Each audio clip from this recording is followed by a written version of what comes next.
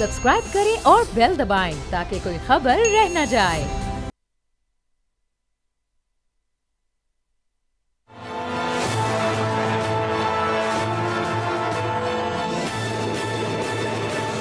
अस्सलाम वालेकुम, मैं बाब जहांगीर। आप देख रहे हैं प्रोग्राम तज्जिया। और सुन्नी इत्तेहाद काउंसिल की जो मखसूस नशिस्तें हैं उस पर फैसला अभी तक नहीं हो सका है। 2 रोज़ बाद कौमी असम्बली का अहम तरीन इजलास होना है जिसमें तमाम अरकान की हल्फबरदारी होनी है, लेकिन अभी तक मखसूस नशिस्तों वाले मामले पर इलेक्शन कमीशन की जानिब से कोई ठोस मौक़िफ़ सामने नहीं आ सका, कोई फैसला सामने नहीं आ सका। आज तमाम जमातों की लीगल टीम्स वहाँ पर पेश हुई और सिर्फ सुन्नी इत्तेहाद काउंसिल की नुमाइंदगी वहाँ मौजूद नहीं थी, बल्कि MQM पाकिस्तान और पाकिस्तान पीपल्स पार्टी और दीगर जमातों के वकला भी वहाँ पर मौजूद थे, जहाँ अली ज़फ़र साहब ने सुन्नी इत्तेहाद काउंसिल के हक़ में आज दलाइल दिए कि जल्द अज जल्द उनकी मखसूस नशिस्तें उनको अलॉट की जा सकें ताकि फिर ऐवान का जो नंबर है वो पूरा हो सके। लेकिन दूसरी जमातें भी वहाँ पर मौजूद थीं जो कि इस वक्त इस मौक़िफ़ की मुखालफत कर रही हैं। अब हमने देखा कि आरिफ अलवी जो सदर मुमलिकत हैं उनकी जानिब से इसी बुनियाद पर समरी भी मुस्तरद कर दी गई थी कौमी असम्बली के इजलास को बुलाने की, लेकिन बहरहाल अब वो इजलास बुलाया जा रहा है और उस पर बिलावल भुट्टो जरदारी का भी रिएक्शन सामने आया कि सदर मुमलिकत पर एक नहीं बल्कि 2 मुकदमात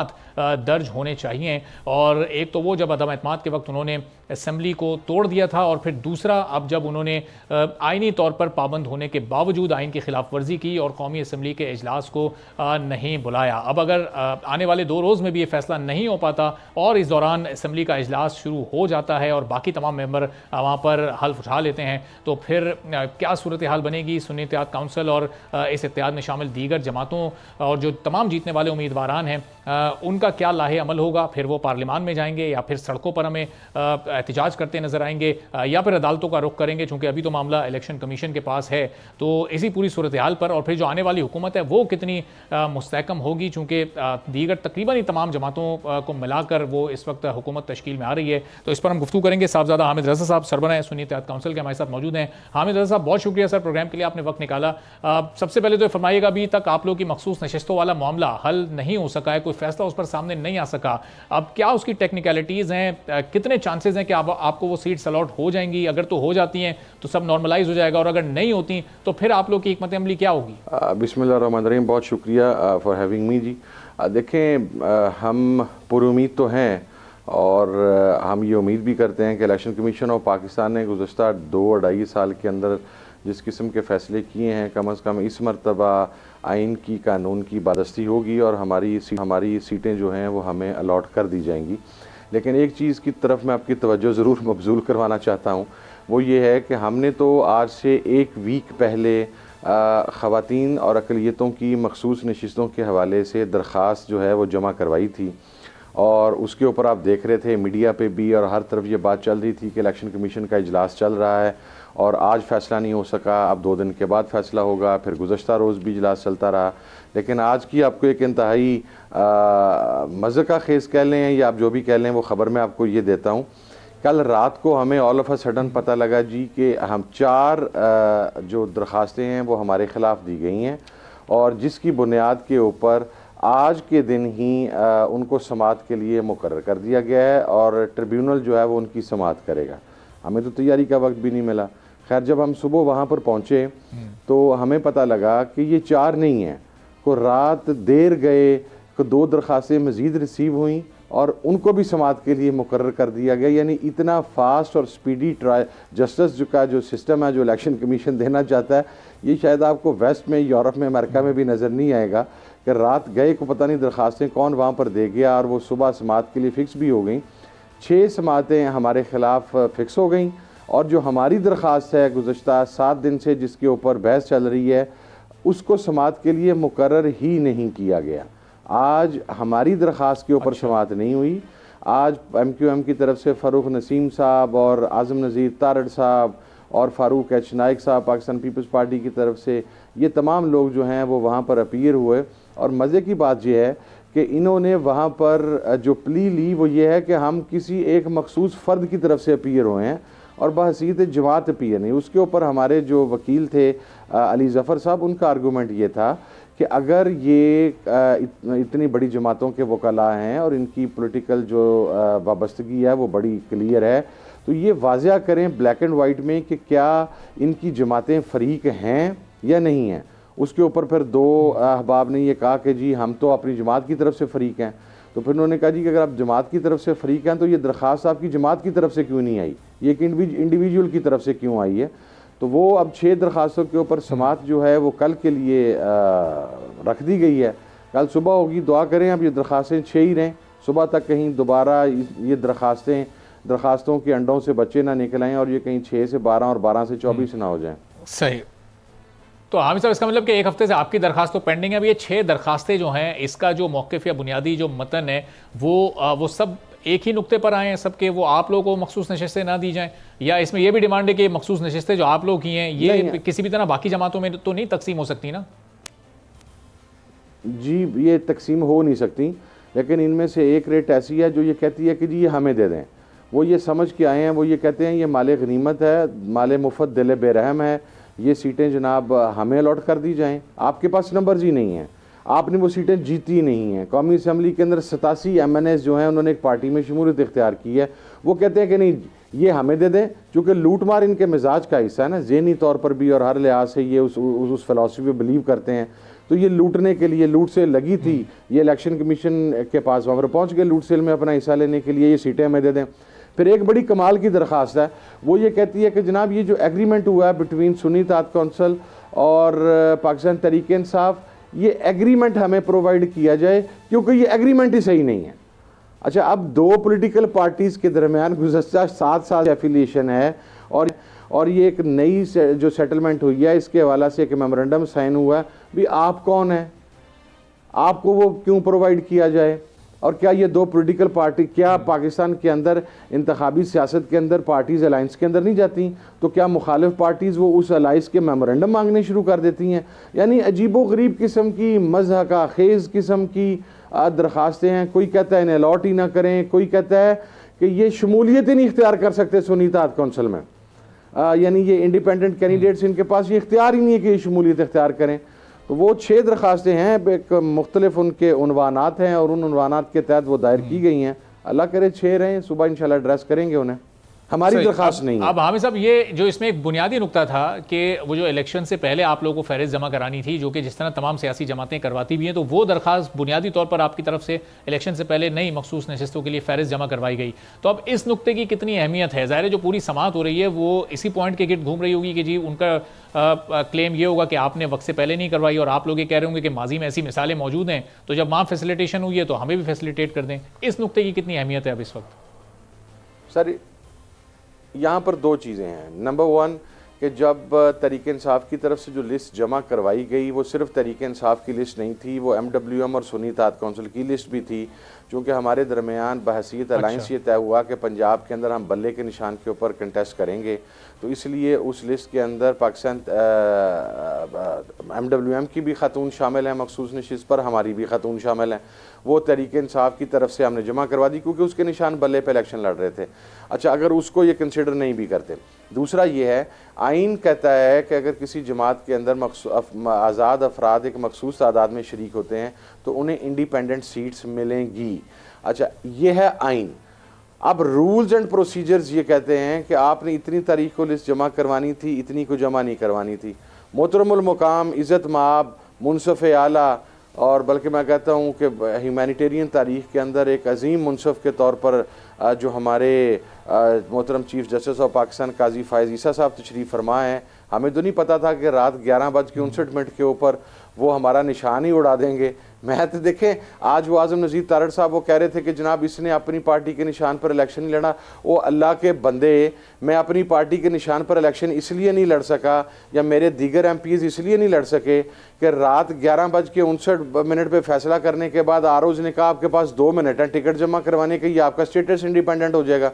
तो मैं तो अपनी पार्टी का टिकट खुद जमा नहीं करवा सका, और मैं जो वहाँ से कौमी असम्बली की सीट पर जीत के आया हूँ तो वो क्या अल्लाह वास्ते आ गया हूँ या वो मेरा ज़हूर आसमान से हो गया मेरी सीट का कि जनाब ये सीट इसको दे दी जाए, और जनाब इसके ऊपर अवाम ने एतमाद का इजहार नहीं किया। अगर मैं अपनी पार्टी के टिकट पे लड़ के आता तो मैं शायद राजा रियाज साहब को 2 लाख की लीड से हराता, क्योंकि मेरा निशान जो है घोड़े का, मेरी पार्टी का, वो उस हल्के के अंदर ऑलरेडी फेमस है। तो मैं तो ये अजीम मुनसफाना फैसले की बुनियाद पर इस नाइंसाफ़ी का शिकार हुआ। तो ये अब ये फैसला कर लें इन्होंने क्या करना है, आइन के मुताबिक करना है, रूल्स एंड प्रोसीजर के मुताबिक करना है। और उसमें भी मैं को साबका बहुत माजी बईद की बात नहीं करता, माजी करीब की बात करता हूँ कि KPK के अंदर बाप पार्टी को ऐसे ही नशिस्तें दी गई और पंजाब के अंदर अक़लियतों की नशिस्तें भी ऐसे ही दी गई कि इलेक्शन 2018 के अंदर वहाँ पर बाप पार्टी की तरफ से कोई लिस्ट जमा नहीं करवाई गई थी। जब वो वहाँ से जीत गए तो उन्होंने दरख्वास्त की कि जनाब हमारे ये इतनी इंडिपेंडेंट बाप पार्टी में आ गए हैं, हमें आप लिस्ट जमा करवाने की इजाज़त दें। इलेक्शन कमीशन ने न सिर्फ उन्हें लिस्ट जमा करवाने की इजाज़त दी बल्कि शेड्यूल भी दिया कागजात के जमा करवाने का, उनकी स्क्रूटनी का। इसी तरीके से पंजाब में अक़लियती नशिस्तों के हवाले से किया गया। तो 2018 और 24 को 5 साल के अंदर कोई इतनी क़यामत तो नहीं आ गई, ना को आइन में तब्दीली आई, ना को कानून में तब्दीली आई कि जनाब वो उन पार्टियों को तो रिलीफ मिल सकता है और हमें रिलीफ नहीं मिल सकता। तो हामिद साहब, ये ज़ाहिर है कि जो पिछली मिसालें हैं जो आपने अभी दी वो तो सब रिकॉर्ड पर मौजूद हैं और उसी की बुनियाद पर हो सकता है कि आप लोगों के भी हक़ में फ़ैसला आ जाए, लेकिन इन केस अगर आपके हक़ में फ़ैसला नहीं आता और कोई ऐसा टेक्निकल रीज़न सामने आ जाता है जिसकी बुनियाद पर इलेक्शन कमीशन आपको इन सीट से महरूम रखता है, तो फिर जो आपका ये इत्तेहाद है, आपकी जमात है, फिर क्या पार्लियामान में इसको बैठना है, फिर ये यानी सड़कों पर फिर एहतजाज होगा या अदालतों का रुख करेंगे या फिर पार्लियामेंट के अंदर कोई एहतजाज वगैरह का सिलसिला शुरू होगा, फिर आपका लाइन ऑफ एक्शन क्या होगा, आगे क्या करने जाएंगे? नहीं, फिर तो हम भरपूर एजुटेशन की तरफ जाएंगे। वो एजुटेशन पार्लियामेंट के अंदर भी होगी और पार्लियामेंट की बाहर भी होगी। और टेक्निकल एतराज़ अब इस किस्म का ही हो सकता है कि चूँकि पाकिस्तान तहरीक इंसाफ का जो इनिशियल है वो पे से स्टार्ट होता है या पी से, और सुन्नी इत्तेहाद कौंसिल का एस से या सीन से, तो चूँकि इन दोनों पार्टी के इनिशियल्स जो हैं इब्तदाई वो डिफरेंट हैं, पी और एस हैं, तो ये इनका आपस में इत्तेहाद नहीं होना हो सकता है। ये दोनों एस ही होने चाहिए थे या सीन ही होना चाहिए था या पे ही होना चाहिए था, या कुछ फिर इस किस्म का हो सकता है कि चूंकि उनका मैकेनिज्म पार्टी का डिफरेंट है, इनका मैकेनिज्म डिफरेंट है। अमीन सर, MMA का इत्तेहाद बना, MMA के अंदर वो पार्टियां गईं जो इवन नज़रियाती तौर पर एक दूसरे के साथ नहीं थी, जो मसल की तकसीम की बुनियाद के ऊपर भी मुख्तलिफ थी एक दूसरे के साथ, जो सेक्टेरियन ग्राउंड्स पर एक दूसरे के साथ मुख्तलिफ थी, वो पार्टियां एक जगह पर बैठ के एक लिस्ट जमा करवा के उनको लिस्टों की अलॉटमेंट हो सकती है, लेकिन हमें नहीं हो सकती। अब आप देखें, चलें अगर यही है टेक्निकल एतराज़ ही लगाना है तो मरकज़ के अंदर हुकूमत किसकी बन रही है? पाकिस्तान मुस्लिम लीग नून की, पाकिस्तान पीपल्स पार्टी की, MQM की। तो सिंध के अंदर फिर MQM leader of the opposition क्यों क्लेम कर रही है कि लीडर ऑफ द अपोजिशन हमारा होगा? यानी अजीब एक तमाशा है। अगर टेक्निकल ग्राउंड ही लेनी है तो फिर हमारी टेक्निकल ग्राउंड ये है कि या तो MQM मरकज़ के अंदर हुकूमत छोड़े और बैठ के अपोजिशन का रोल प्ले करे और सूबे में अपोजिशन का रोल प्ले। ये कौन सी मुनाफकत है कि मरकज़ में आप हुकूमत का हिस्सा हैं उसी पार्टी के साथ जो सिंध में रूलिंग पार्टी और वहाँ पर आप अपोजिशन, इसलिए कि सिर्फ मराहत लेनी है, एक दूसरे की चोरी को छुपाना है और एक दूसरे के डाकों के अंदर एक दूसरे को फैसिलिटेट करना है। ये एक बुनियादी मकसद है। तो एहतजाज तो फिर होगा मेरा भाई, और ये it will not be a smooth selling, let me be very clear on it, कि ये पंजाब हो या मरकज़ हो, वहाँ पर फिर ये स्मूथ सेलिंग नहीं होगी। हमारा हक पहले ही गसब किया गया, हमने इसके बावजूद बड़ापन दिखाया, तमाम लोगों की मुशावरत हुई, हमने फिर भी पंजाब असम्बली में बैठने का फ़ैसला किया। हमारी 70+ सीट्स जो हैं वो वहाँ से उड़ाई गई, हमारी यहाँ पर नेशनल असम्बली के अंदर उड़ाई गई। कल एक रिज़ल्ट हमारा बदल दिया गया, यानी हमारे फैसलों में RO कहता है ट्रिब्यूनल के पास जाएँ और इलेक्शन कमीशन कहता है ट्रिब्यूनल के पास जाएँ। और जहाँ पर हमारी 17 हज़ार की लीड है, कल जो लोधरा की सीट हमें हराई गई है वहाँ पर 20,000 वोटों को रिजेक्ट करके हमारे कैंडिडेट को हरा दिया गया। वहाँ पर RO साहब ने हमारी कैंडिडेट की गैर मौजूदगी में काउंटिंग करवा दी। कमाल ये है कि जो विनर है, जिसका फॉर्म 45, 47, 49, उसका पार्लियामेंट्री कार्ड, उसके लॉज, उसकी तमाम रिक्वायरमेंट्स फुलफिल हो गई हैं, वो बेचारा इजलास में ओथ लेने के लिए इस्लामाबाद आया बैठा है, उसकी गैर मौजूदगी में RO ने वहाँ पर रिकाउंटिंग करवा के हमारी वो सीट वहाँ पर लूज करवा दी। ये अजब इंसाफ है वैसे, जो हमारी समझ से तो बाला है और इस साइड पे तो दिया जा रहा है। हमने इसके बावजूद बड़े मखसूस नशिस्तों का जो मामला भी चल रहा है वो तो चल रहा है, लेकिन जो ओवरऑल जो ये नताइज पर जो अदम एतमाद थे और जो क्लेम पाकिस्तान तहरीक इंसाफ और आपकी जमात की जानिब से जो किया जा रहा था कि मरकज़ में कोई बात की जा रही है 80-85 नशिस्तों की, तो उन तमाम के सबूत और शवाहिद आपके पास मौजूद हैं। ट्रिब्यूनल में जब आप लोग जा रहे हैं, इलेक्शन कमीशन जा रहे हैं, तो वो सबूत देख नहीं रहे या उनके पास अपने फॉर्म्स मौजूद हैं, वो आप लोग के सामने रख रहे हैं? ये मामला हल की तरफ क्यों नहीं जा रहा? अब तो खासा वक्त हो चुका है, अब तो असम्बली शुरू होने जा रही है, 2 रोज़ बाद इजलास हो जाएगा, लेकिन अभी तक वो क्लेम जो आप लोग के थे उस पर बकौल आप लोग के आपको नहीं इंसाफ मिल सका अब तक। भाईजान, यही तो मैं आपसे बात अर्ज कर रहा हूँ कि हमारी दरख्वास्तों को ट्रिब्यूनल में फेंका जा रहा है, वहाँ से 2, 3, 4, 5, 7 साल लगेंगे, फैसला आता है नहीं आता खुदा जाने। और जो मुस्लिम लीग नून की दरखास्तें हैं उनकी दरखास्तों के ऊपर RO विनर कैंडिडेट के बगैर ही रिकाउंटिंग करवा देता है। ये गुज़श्ता रोज़ हुआ है लोधना की सीट पे जहाँ पर अब्दुर्रहमान काजू साहब जीते हैं। तो ये हमें तो इंसाफ होता, बिल्कुल मैं तो क्लियर हूँ इसके ऊपर, हमें इस मामले के ऊपर नज़र नहीं आ रहा। और जो जिन सीटों के ऊपर हम क्लेमेंट हैं कि इन सीटों के ऊपर हमारा हक गसब किया गया है, हमारे पास उनमें से 90% सीटों के ऊपर फॉर्म 45 100% मौजूद हैं। आप इस्लामाबाद की सीटों के ऊपर हमारे पास 100% फॉर्म 45 मौजूद हैं। हमारे पास फॉर्म उसके बाद बल्कि अब तो फॉर्म 47 के रिजल्ट को भी तब्दील कर दिया गया, 49 के रिजल्ट को भी तब्दील कर दिया गया। मसला ये है कि उनके पास कोई चीज़ मौजूद नहीं है। मौजूद क्या है, बड़े टेक्निकल तरीकाकार था। टेक्निकल ये था कि फॉर्म 45 बताता है कि मेरी एक पोलिंग स्टेशन है 1, मेरा वहाँ पर है हासिल करदा वोट 500, पाकिस्तान मुस्लिम लीग नून का है 700, पाकिस्तान पीपल्स पार्टी का है 1000। अगर मुझे जिताना था तो किया ये गया, मेरा 500 ही रखा गया। और जिस वक्त इलेक्शन के वो रिजल्ट फीड किए जा रहे थे तो वहाँ पर यह किया गया कि जो पाकिस्तान पीपल्स पार्टी का 1000 वोट है उसको 600 कर दिया गया और बाकी 400 वोट एक इंडिपेंडेंट के खाते में डाल दिए गए at the time of feeding. इसीलिए आपके रिजल्ट्स आपस के अंदर मैच नहीं कर रहे। हमने तो एक और मुतालबा किया कि इलेक्शन लॉ के तहत हम 10 रुपये पर वोट देकर तो हम अंगूठों का फ्रेंजिक करवा सकते हैं।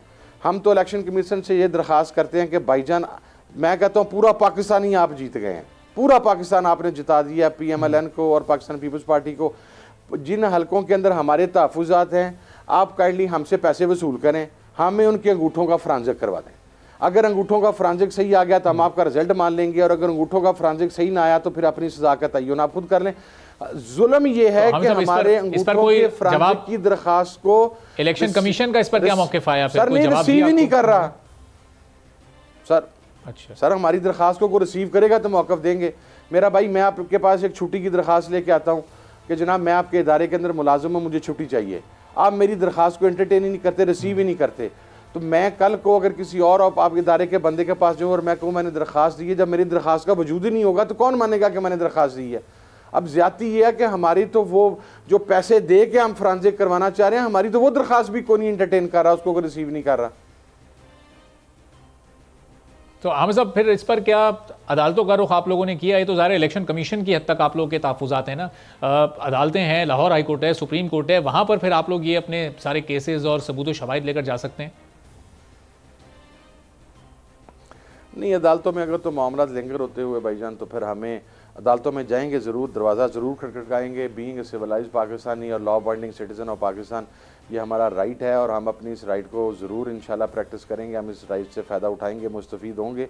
लेकिन अगर चीज़ें बर वक्त सेक्टर होती नज़र ना आई तो फिर ज़ाहिर है फिर एजिटेशन ही होगी, फिर ना कौमी असम्बली चलेगी, ना सूबाई असम्बली चलेगी, और ना ही शायद फिर हम सड़कों पर आने का फ़ैसला कर लें। वो तो डिसीज़न फिर इमरान खान साहब का होगा, जो भी होगा will stick to that decision.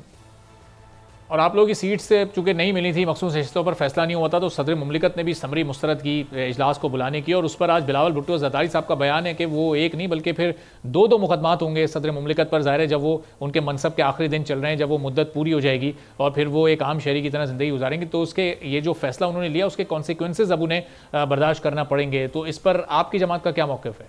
Zardari साहब के ख़िलाफ़ एक ख़त लिखना था यूसुफ रज़ा गिलानी साहब ने कोर्ट डायरेक्शंस पे, तो गिलानी साहब ने उस वक़्त के प्राइम मिनिस्टर ने वो ख़त नहीं लिखा, प्राइम मिनिस्टर को डिस्क्वालीफाई किया गया, और क्या हो गया? वो गिलानी साहब आज भी पार्लियामेंट के अंदर मौजूद है, उनके बेटे भी मौजूद हैं। तो जो ये बात कर रहे हैं कि आरफ अलवी साहब ने आइन शिकनी की है, जिन्होंने आइन शिकनी की है उनके तो बिलावल साहब साथ बैठे हैं। जिन्होंने मकसद है, मैं क्या कह सकता हूँ, जिस मुस्लिम लीग नून ने उन्हें घसीटने की बात की, उनके वालिद को, जो उनकी वालदा की करैक्टर असैसिनेशन करती रही, जो उनकी वालदा के अगेंस्ट उस वक़्त IGI बनाई गई और जहाँ से बनाई गई सारी दुनिया को पता था, बिलावल साहब उनके साथ बैठे हैं। मैं उनकी बातों का क्या जवाब दूँ? मेरा भाई बादशाह आदमी है, उनकी मर्ज़ी है, जो मर्ज़ी कहते रहें, मैं उन्हें रिस्पॉन्ड करना ही नहीं चाहता इस इशू पे। लेकिन हम सब साथ बैठे हैं, बड़े टेक्निकल तरीके से बैठे हैं कि हुकूमत बनवा भी रहे हैं लेकिन हुकूमत का हिस्सा नहीं है, फैसला साजी में मुशावरत में शामिल होंगे, लेकिन उस फैसलों का कोई बार या मलबा आएगा पर भी उनके ऊपर नहीं आएगा, वो फिर नून लीग के खाते में जाएगा। तो ये बड़ा डिपेंड करेगी ये आने वाली हुकूमत पाकिस्तान पीपल्स पार्टी पे। आपको लग रहा है कि जब चाहेंगे हुकूमत गिरा सकेंगे, जब तक चाहेंगे हुकूमत चलती रहेगी? मैं आपको एक बड़ा ना ज़ुमानी उनका जुमला जो था जो मैं बताता हूँ। उन्होंने कहा जी कि सुन्नी इत्तेहाद कौंसिल ने हमसे तावन की दरख्वास्त ही नहीं की, हमसे वोट ही नहीं मांगा। ठीक है, तो अभी तेल देखें, तेल की दार देखें, मामलात कहाँ पर जाते हैं। वैसे जो उन्होंने जब हाथ बढ़ाया था पाकिस्तान तहरीक इंसाफ की तरफ, तो आपको लगता है कि पाकिस्तान तहरीक इंसाफ का सियासी तौर पर दुरुस्त फैसला था कि उनके साथ बैठकर हुकूमत ना बनाने का फैसला हुआ? अगर आप लोग उनके साथ इत्तेहाद में हुकूमत बनाते तो शायद ये बहुत सारे जो इस वक्त रिजर्वेशन हैं आपके, वो हल करने में शायद मदद मिल सकती। ज़ाहिर है जब एक जमात पावर में होती है तो बात कुछ और होती है, और जब वो अपोजिशन में होती है तो बात कुछ और होती है। देखिए, सियासी फैसले होते हैं, सियासी हकीकतों को मद्देनज़र रख के किए जाते हैं। इमरान खान साहब का एक बड़ा क्लियर स्टांस था रिगार्डिंग जरदारी साहब और शरीफ फैमिली, और मेरा ख्याल, मेरी अपनी असेसमेंट ये है कि हाँ, अगर तो हम सियासत सिर्फ इक़्तिदार के लिए करना चाहते होते या पावर शेयरिंग का हिस्सा बनना चाहते हुए, तो आप सही कहते हैं, बिल्कुल हमें उनसे हाथ बढ़ा लेना चाहिए था या उस बढ़े हुए हाथ को थाम लेना चाहिए था। लेकिन जब सियासत ही इस चीज़ की है कि हमने इन लोगों के ख़िलाफ़ लड़ा है, हमने उसका भुगतान किया है, हमने उसके कॉन्सिक्वेंसेस फेस किए हैं, हमने अपने अपने बंदे शहीद करवाए हैं, हमने बहुत बहुत कुछ बर्दाश्त किया, वो शायद टीवी पर बयान भी नहीं किया जा सकता। तो फिर अगर हम उन्हीं के साथ बैठ जाते हैं तो मेरा ख्याल है कि फिर हमें और उनमें कोई फ़र्क तो नहीं बचेगा। मेरा ख्याल है कि it was the right decision. ठीक है, हमें साहब एक आखिरी सवाल बस ब्रीफली बता दीजिएगा चंद सेकंड्स में कि जो पहला इजलास होगा असेंबली का, उसमें आपके तमाम मेंबरान जाएंगे, उसमें शिरकत करेंगे? जी, कल पार्लिमानी पार्टी की मीटिंग है जी, इंशाल्लाह उसके अंदर हम फैसला करेंगे, और यकीनन हम we want to be the part of parliament जी, इसमें ऐसी कोई चीज़ नहीं है। लेकिन अब डिपेंड करता है कि हमें किस हद तक दीवार के साथ लगाया जाता है। लेकिन अभी तक जो लास्ट डिसीज़न है वो यही है कि इंशाल्लाह हम इजलास के अंदर जाएंगे। लेकिन कल चूँकि हमारी पार्लिमानी पार्टी का इजलास है, तमाम पार्लियामेंटेरियंस यहाँ इस्लामाबाद में मौजूद होंगे, तो वो जो भी फैसला होगा फिर इंशाल्लाह उससे आगाह कर दिया जाएगा जी। ठीक है, बहुत बहुत शुक्रिया साहबजादा हामिद रज़ा साहब, सरबराह सुन्नी इत्तेहाद काउंसिल। एक छोटा सा ब्रेक लेंगे, और ब्रेक के बाद जब वापस आएंगे तो फैसल करीम कुंडी साहब पाकिस्तान पीपल्स पार्टी के सीनियर रहनुमा हमारे साथ मौजूद होंगे, उनसे इस पूरी सूरत हाल पर मजीद गुफ्तगू करेंगे छोटे से ब्रेक के बाद।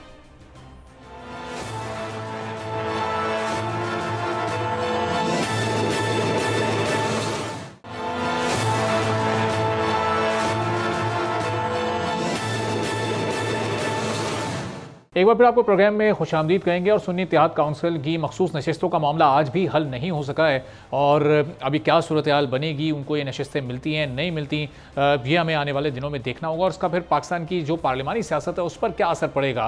कौमी असम्बली का इजलास सदर मुमलिकत ने बुलाने की समरी मुस्तरद किया, उस पर पाकिस्तान पीपल्स पार्टी का बड़ा शदीद रिएक्शन सामने आया। बिलावल भुट्टो जरदारी ने आज गुफ्तगू करते हुए कहा कि सदर मुमलिकत आरिफ अलवी पर 2 मुकदमात दर्ज होने हैं, और पहला मुकदमा उन्होंने कहा कि वो दर्ज करवाया जाएगा जब अदम एतमाद के वक्त उन्होंने असम्बली तोड़ दी थी, और फिर दूसरे मुकदमे से मुतालिक उन्होंने कहा कि अब जबकि कौमी असम्बली का इजलास सदर साहब ने आइन के मुताबिक नहीं बुलाया और उस समरी को मुस्तरद कर दिया और आइन की खिलाफ वर्जी की है, तो दूसरा मुकदमा इस बुनियाद पर आरिफ अलवी साहब के खिलाफ दर्ज किया जाएगा। पाकिस्तान पीपल्स पार्टी का जो ये शदीद रिएक्शन है, क्या मुस्तकबिल में भी ये सिलसिला जारी रहेगा? इसी तरह क्या पाकिस्तान पीपल्स पार्टी इन मुकदमात का इनिशिएटिव लेगी, और इस पूरी सूरत हाल पर अभी क्या सोच रही है, किस तरह से आगे बढ़ना है, इस पर हम गुफ्तगू करेंगे। फैसल करीम कुंडी साहब पाकिस्तान पीपल्स पार्टी के सीनियर रहनुमा हमारे साथ मौजूद हैं। फैसल साहब, बहुत शुक्रिया प्रोग्राम के लिए, आपने वक्त निकाला। बिलावल साहब का जो रिएक्शन इस वक्त सामने आया है कि एक नहीं 2 मुकदमात की बात कर रहे हैं आरिफ अलवी साहब पर, तो ये दोनों मुकदमात पाकिस्तान पीपल्स पार्टी ही दर्ज करवाने का इरादा रखती है?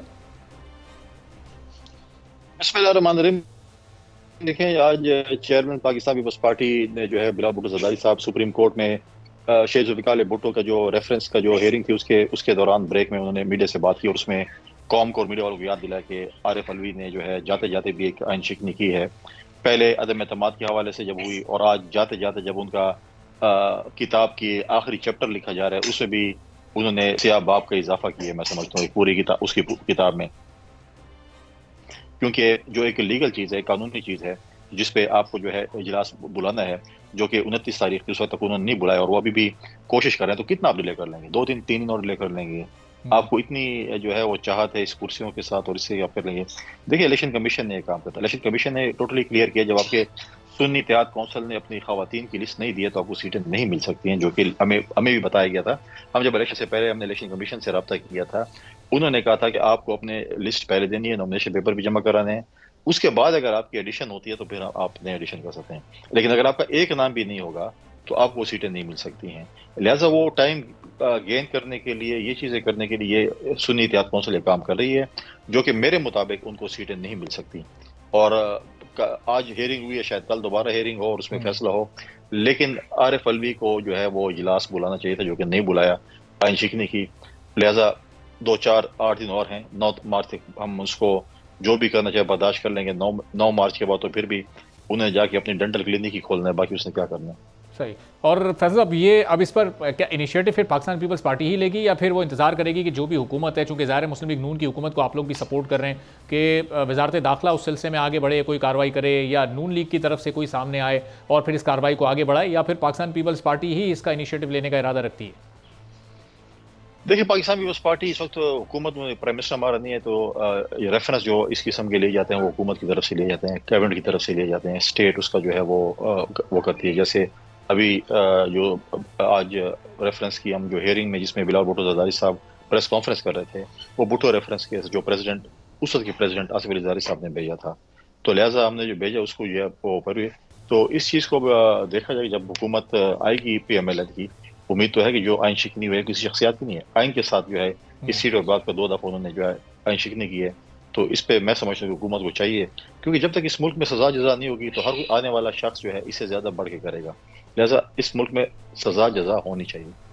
और फैज़ल साहब, ये जो सुन्नी इत्तेहाद काउंसिल की मखसूस नशिस्तों का मामला है, इसका एक सियासी पहलू है, कानूनी पहलू है। अब ज़ाहिर है इसका कानूनी पहलू तो इलेक्शन कमीशन देख रहा है। As political party, as political worker, आपकी जमात का मौक़िफ़ है क्या और आपका मौक़िफ़ क्या है कि ये सीटें मिलनी चाहिए मखसूस नशिस्तें सुन्नी इत्तेहाद काउंसिल को, या फिर जो कानून का फैसला है वो तो आना है, सियासी सोच क्या है आपकी इस सिलसिले में?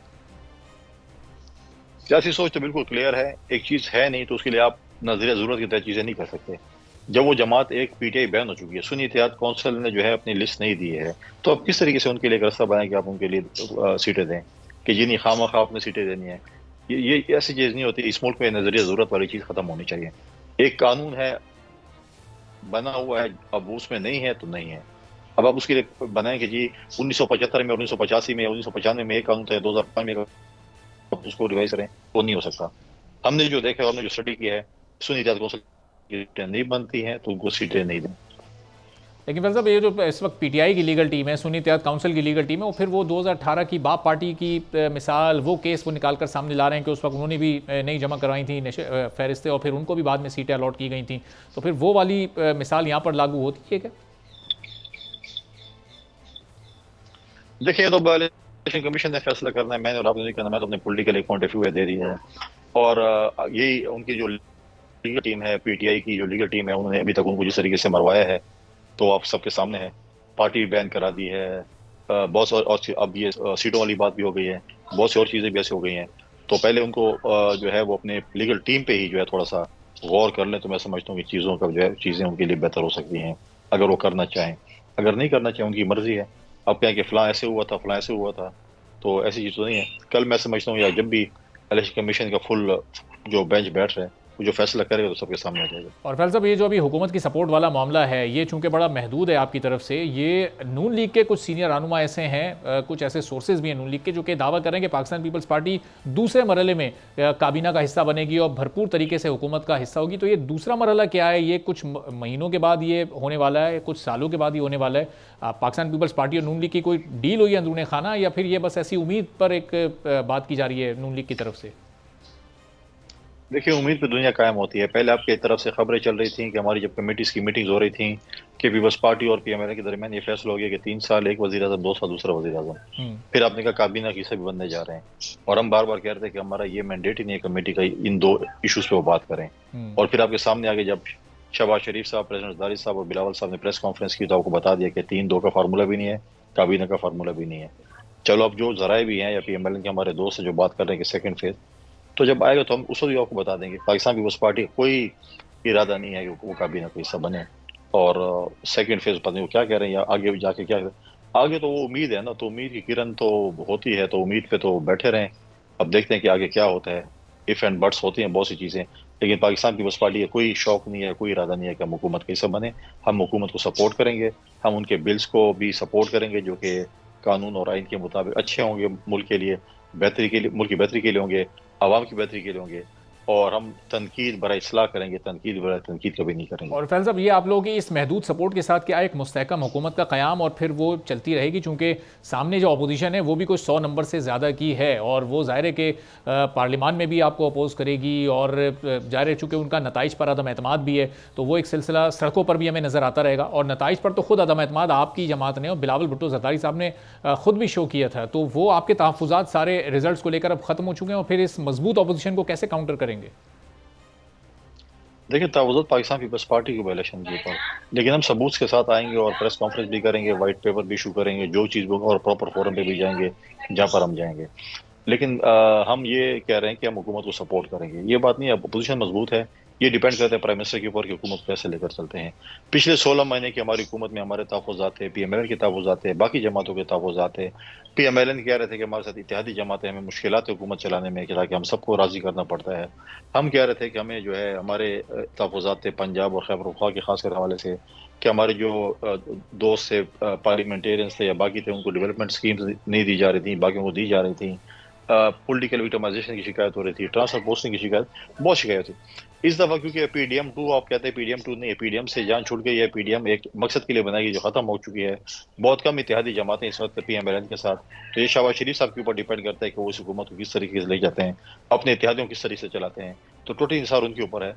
हम उनको ऐसा टफ टाइम, हम उनको ब्लैकमेलिंग नहीं करेंगे, गैर ज़रूरी तौर पर तंग नहीं करेंगे, और हम चाहेंगे कि मुल्क जो है वो अंधेरों से निकले और उजाले की तरफ जाए। और इस वक्त फैसला ज़ाहिर है कि हर सियासी तजियाकार ये कह रहा है कि हुकूमत ने कब तक चलना है, ये फैसला पाकिस्तान पीपल्स पार्टी के हाथ में होगा, चूँकि पाकिस्तान पीपल्स पार्टी साइड में होती है, हुकूमत से अलहदा होती है, सपोर्ट ख़त्म करती है, तो हुकूमत उसी दिन ख़त्म हो जाएगी। तो अब ये आपको इस वक्त क्या लग रहा है, ये हुकूमत अपनी मुद्दत पूरी कर सकेगी? पाकिस्तान पीपल्स पार्टी की सपोर्ट किसी एक मुअय्यना मुद्दत तक है या फिर ये एक लॉन्ग टर्म में, ये 5 साल तक रहेगी? हमारी कोशिश होगी ये 5 साल तक रहे, और मैंने पहले कहा कि प्राइम मिनिस्टर के ऊपर डिपेंड करता है कि इस हुकूमत को इत्यादि जमातों कैसे लेकर चलते हैं। हम कभी भी, मैंने कहा कि हम ब्लैकमेलिंग वाली पॉलिटिक्स नहीं करेंगे, तनकीद बराए तनकीद नहीं करेंगे, गैर ज़रूरी तौर पर तंग नहीं करेंगे। हम कहेंगे कि आवाम को रिलीफ मिले। आज हम अगर PMLN को सपोर्ट कर रहे हैं, इसी वजह से कर रहे हैं कि मुल्क जो है वो बहरानों से निकले, मुश्किलात से निकले, इकनॉमिकल क्राइसिस ख़त्म हो, पॉलिटिकल जो इंस्टेबिलिटी है वो ख़त्म हो, लॉ एंड ऑर्डर की सिचुएशन ठीक हो, लोगों को रोज़गार मिले, सस्ती रोटी मिले, चीज़ें सस्ती हों। इस चीज़ के लिए लोग जो अंधेरे हैं, जो लोड शेडिंग के अंधेरे हैं, वो ख़त्म हो।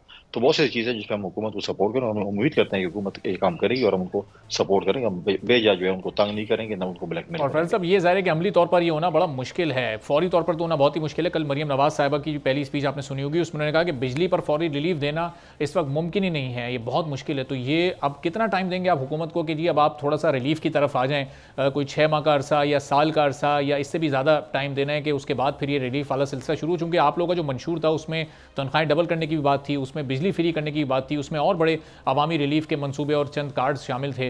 तो इस हुकूमत को कन्विंस करेंगे कि थोड़े से आपके मंशूर के नुकात पर भी अमल किया जाए? देखिए, हम काबीना में इसलिए पहले भी ये वजूहत है कि हमारा जो एक मंशूर है जो हम लेकर गए थे, और बिलावल भुट्टो ज़रदारी साहब ने इलेक्शन कैंपेन में जो अपना 10 नुकाती मंशूर अवाम के सामने रखा था, उसकी इम्प्लीमेंटेशन करनी है। वो इम्प्लीमेंटेशन उस वक्त हो सकती है जब बिलावल भुट्टो ज़रदारी साहब वज़ीर आज़म बने। अगर हम हुकूमत के हिस्सा बनते हैं तो हमें ये है कि कुछ ये शुबूत है कि हमारे मंशूर पे अमल दरामद नहीं हो सकेगा। लिहाजा मंशूर में कुछ पॉइंट हमारे जो मुश्तरक हैं, जैसे हमने 300 बिजली के यूनिट फ्री कहे थे, PMLN ने 200 कहे थे, तो मैं समझता हूँ कि वो चलो अगर 300 नहीं कर 200 तो कम से कम कर लें। बाकी जो हमारे मंशूर में जो चीज़ कॉमन है उस चीज़ पे इम्प्लीमेंटेशन, लोगों को रोज़गार मिले। महंगाई की वजह से सरकारी मुलाजमीन पिस चुके हैं, उनकी तनख्वाहें बिल्कुल डबल होनी चाहिए। मालकान हकूक़ की जो हमने बात की, हम घर बना रहे हैं जो सिंध में बन भी रहे हैं, इस तरीके से इसको फॉलो करके पूरे पाकिस्तान में कच्ची आबादी में अगर गरीब लोगों के लिए घर बन जाए, उनको मालकान हकूक़ मिल जाए, तो मैं समझता हूँ बहुत अच्छी बात होगी। तो हमने इस वक्त जो है गरीब की तरफ देखना है, गरीब आवाम की तरफ उनको रिलीफ देना है। हमने नौजवानों की तरफ देखना है। पाकिस्तान का मुस्तकबिल नौजवान है, नौजवानों को एंगेज करना है, नौजवानों को जो है उनके जो तहफ़्फ़ुज़ात हैं उनके तहफ़्फ़ुज़ात को दूर करना है। तो बहुत से चैलेंजेस हैं, इसके ऊपर जो है वो अमल दरामद करना है। तो मैं समझता हूँ कि हुकूमत जो है इसके चैलेंजेस का सामना करेगी, और अच्छी लीडरशिप क्वालिटी वो होती है जब मुल्क को बहरान से निकालें। अगर मुल्क में बहरान और स्मूथ चल रही हो तो उसमें तो लीडरशिप क्वालिटीज पता नहीं चलती हैं। मरियम नवाज साहब क्योंकि पहली दफ़ा एक ऐसे ओहदे पे आई हैं जिसकी असेसमेंट करना मैं कहता हूँ कबल अज़ वक्त है। उनके पहले जो 3 महीने या उनके पहले जो 100 दिन हैं वो उनका तयन कर लेंगे कि उनके क्या प्रायोरिटीज़ हैं, किस तरफ मुल्क सूबे को लेके जा रही हैं। तो असेसमेंट मैं समझता हूँ कि कुछ उनको टाइम देना चाहिए, उसके बाद फिर असेसमेंट करनी चाहिए कि उनके क्या चीज़ ठीक है क्या गलत। और फैसल साहब, शहबाज शरीफ साहब के लिए जो असल चैलेंज होगा वो MQM की डिमांड्स पूरी करना होगा, चूँकि वहाँ वो डिमांड्स लिए बैठे हैं कि 18वीं तरमीम में कुछ तब्दीलियाँ वो चाहते हैं, और ज़ाहिर है कि पाकिस्तान पीपल्स पार्टी का मौक़िफ़ उससे बिल्कुल अलहदा है। अब वो बाकायदा तौर पर इत्तेहादी हैं जो वजारतें भी लेंगे, जो काबीना में भी शामिल होंगे और हुकूमत के साथ वो आगे चलेंगे, और आप लोग सिर्फ सपोर्ट कर रहे हैं। तो अब किसको नाराज़ किया जा सकता है, किसको साथ लेकर चलाया जा सकता है? तो एक बड़ा मुश्किल चैलेंज होगा शहबाज शरीफ साहब के लिए, खासतौर पर 18वीं तरमीम के साथ छेड़छाड़ करना। मैं नहीं समझता इतना मुश्किल टास्क होगा।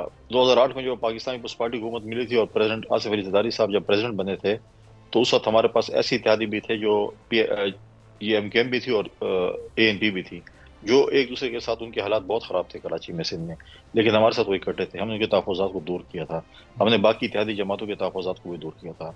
तो मैं नहीं समझता कि अगर सही माने डील किया जाए तो मैं समझता हूँ कि ठीक हो। 18वीं तरमीम देखें, ये एक आईनी वो है, उसमें अगर आप देखते हैं कि कुछ बेहतरी आ सकती है तो फिर बात ठीक है। अगर आप बोले नहीं 18वीं तरमीम हमें अच्छी नहीं लगती तो उसका इलाज नहीं है। लेकिन जो चीज़ होंगी हम बैठकर मिलकर कानूनसाजी करेंगे और एक दूसरे को हम कायल करेंगे कानूनसाजी के लिए। इसमें कोई ऐसी बात नहीं है कि हम कायल नहीं करेंगे। हम बैठेंगे, MQM को अगर तहफ़्फ़ुज़ात हैं, हमें बताएं इस चीज़ से तहफ़्फ़ुज़ात हैं, हम उस चीज़ पे जो है उनको अपनी जो है वो बताएंगे, हम उनको बताएंगे कि हमें ये तहफ़्फ़ुज़ात आपकी ठीक है, ये तहफ़्फ़ुज़ात आपकी गलत है, तो मिल बैठकर इंशाल्लाह ताला इसको पार्लियामेंट को। एक आखिरी सवाल फैसल साहब, कि KPK के गवर्नर फिर अगले आप ही आने जा रहे हैं या फिर कुछ और भी नामों पर गौर हो रहे हैं? देखिए, आज भी बिलावल भुट्टो ज़रदारी साहब ने सुप्रीम कोर्ट के बारे में बात की है कि अभी हमारा फोकस जो है वो बलूचिस्तान की हुकूमत है। आज हमारी मीटिंग भी बलूचिस्तान हुकूमत के हवाले से, उसके बाद कौमी असम्बली के जो है वो स्पीकर, डिप्टी स्पीकर और प्राइम मिनिस्टर का इलेक्शन है, उसके बाद प्रेसिडेंट का इलेक्शन है जो कि इंशाल्लाह आसिफ अली जरदारी साहब बनेंगे। जब आसिफ अली जरदारी साहब बन जाएंगे तो जो हमारे हिस्से में गवर्नरशिप आई है वो खैबर पख्तूनख्वा की और पंजाब की है, उसके ऐलान चेयरमैन बिलावल भुट्टो ज़रदारी साहब और आसिफ अली जरदारी साहब करेंगे। उनके कुछ 2-3 नामों पर अभी तक तो गौर शुरू हो चुका है जिसमें आपका भी नाम शामिल है। देखिए, पार्टी का फैसला है, जिस पे भी पार्टी जो है, हमारे पार्टी में जितने भी लोग मौजूद हैं खैबर पख्तूनख्वा में या पंजाब में, उनको बहुत अच्छी तरीके से प्रेसिडेंट जरदारी साहब और बिलावल भुट्टो ज़रदारी साहब जानते हैं। तो उन्हें फैसला करना चाहिए, वो 2 नामों पे गौर करें, 3 पे करें, 5 पे करें, 10 पे करें, फैसला उन्होंने नहीं करना है कि किसको वो जो है वो करते हैं और पार्टी उसको कबूल करेगी। और जिम्मेदारी आपको मिली तो आप तैयार हैं जिम्मेदारी उठाने के लिए, बेहतरीन परफॉर्मेंस के लिए? हाँ, बिल्कुल मैं तैयार हूँ। हर पार्टी का दोस्त हमारा तैयार है, जिसको भी जिम्मेदारी मिलेगी वो अच्छी तरीके से उसको निभा सकेगा, मैं समझता हूँ। ठीक है, बहुत बहुत शुक्रिया। फैसल करीम कुंडी साहब, पाकिस्तान पीपल्स पार्टी के सीनियर रहनुमा हमारे साथ मौजूद थे। एक छोटा सा ब्रेक लेना, ब्रेक के बाद एक और अहम मौजू और एक और अहम मेहमान के साथ आपकी खिदमत में हाजिर हूँ।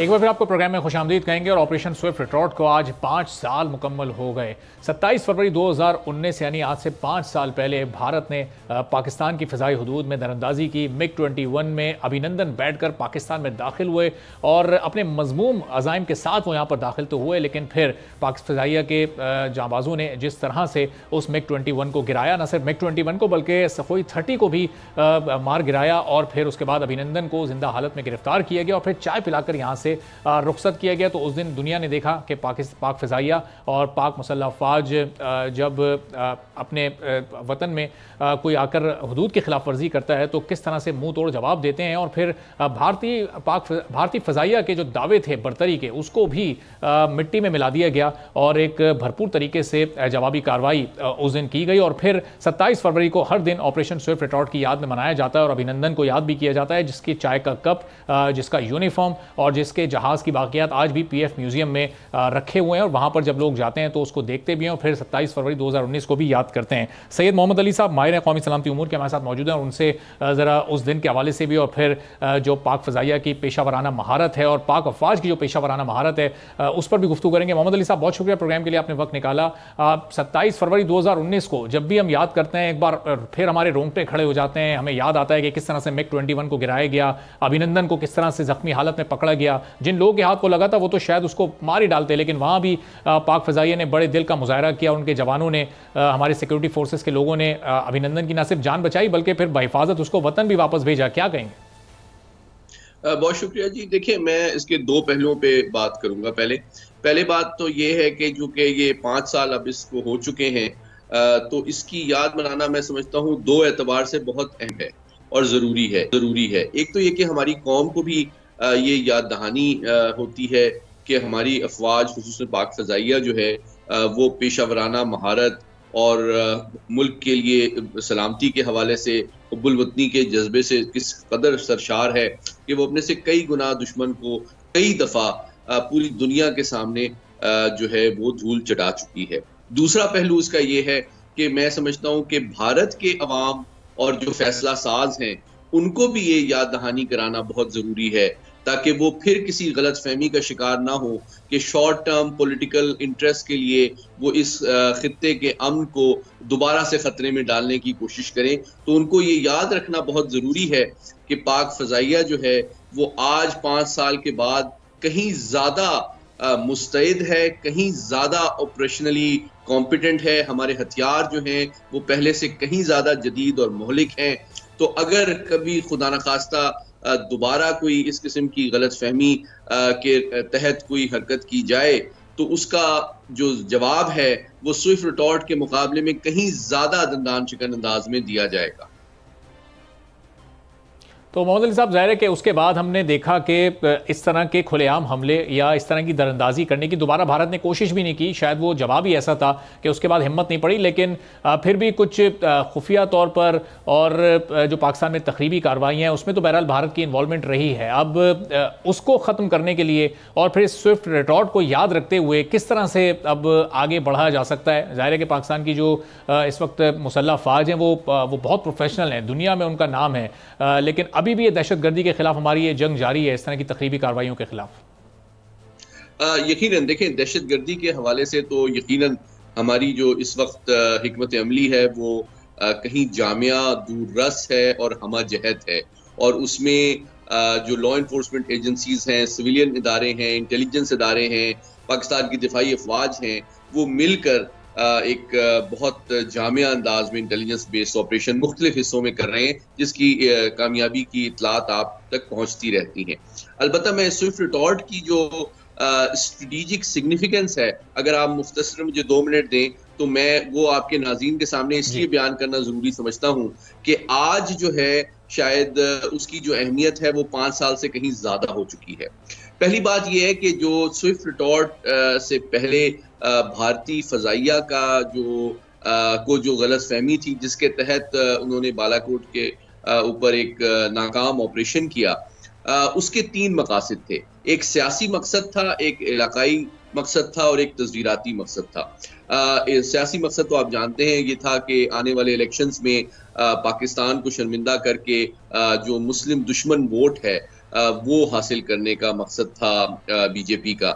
लेकिन इलाकाई सलामती के हवाले से इलाकाई बालादस्ती या हेजबनी को भी एक सिंबलाइज करना और साथ ही साथ जो सर्जिकल स्ट्राइक है उसको एक न्यू नॉर्मल के तौर पे डेवलप करना और पाकिस्तान के डेटरेंस को ग्रेजुअली उसकी क्रेडिबिलिटी को रिड्यूस करना। तो ये 3 उसके ऑब्जेक्टिव्स थे।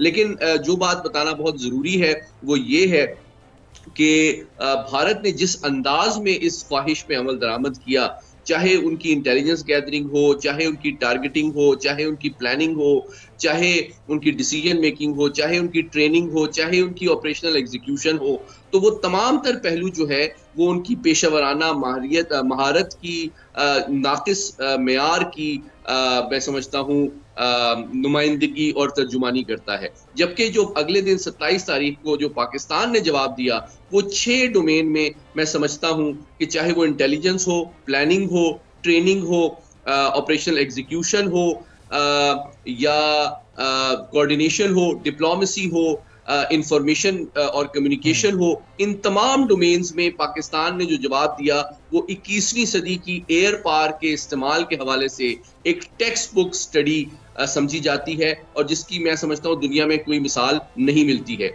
और 3 एतबार से भारत जो है उसके सियासी, तस्वीराती और इलाकाई बालादस्ती के जो अज़ाइम थे उनको न सिर्फ नाकाम बनाया बल्कि पूरी दुनिया के सामने उसको एक हजीमत उठाना पड़ी, जिसका सबसे बड़ा सबूत ये है कि खुद भारतीय वज़ीर आज़म नरेंद्र मोदी ने इस बात का एतराफ़ किया कि अगर उनके पास राफेल जहाज होते तो यकीनन इस ऑपरेशन का नतीजा कुछ और निकलता, जो कि इस बात का सबूत है कि वो इसका एतराफ़ कर रहे हैं कि ये नाकाम ऑपरेशन था।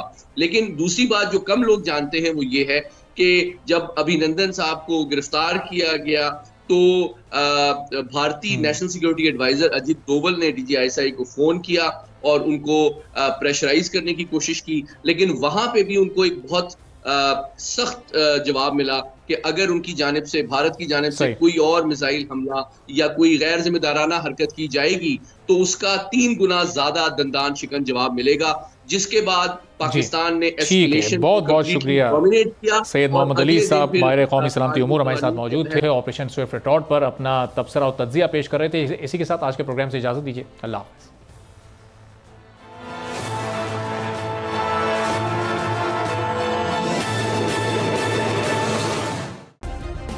सब्सक्राइब करें और बेल दबाएं ताकि कोई खबर रह न जाए।